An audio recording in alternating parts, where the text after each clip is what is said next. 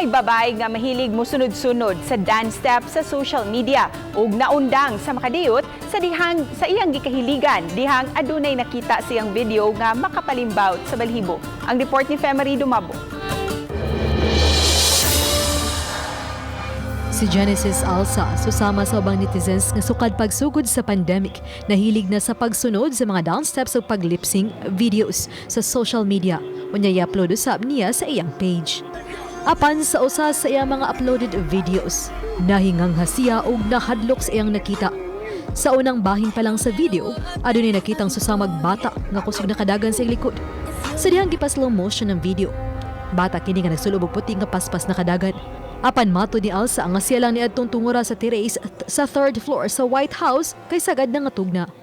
Nag-enjoy ko sa TikTok, dito na ako nabantayan nga nadi bata ni Aki. Ako ra isa atong matime. Naidaghang story ako sa balay pero wala ka na ako di-mind kay dili ko mo to mga inana mong baso.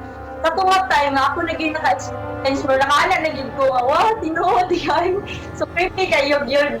Sa iyang pagpakisusi, nasuta nga doon nagyudi ay mga katingalahan sa mong panimay. Nakuyawan man apan kay di man sigurado kung unsa kadto. Nihala lang si Alsa og pag-ampo alang niini. Nastorya sa owner ma'am sa landlord dito kay na ay daghan daw dira nagpuyo, unom daw ka apito daw ka bata, then isa ka inahan ug isa ka lula. So mo yung istorya.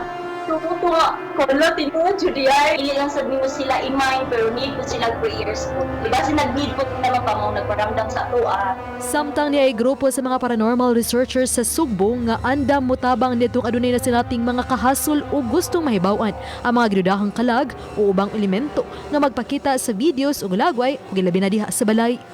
Sa interview sa GMA Regional TV Live, gitugan ni Michael Bautista nga andam silang muhimo og paranormal investigation.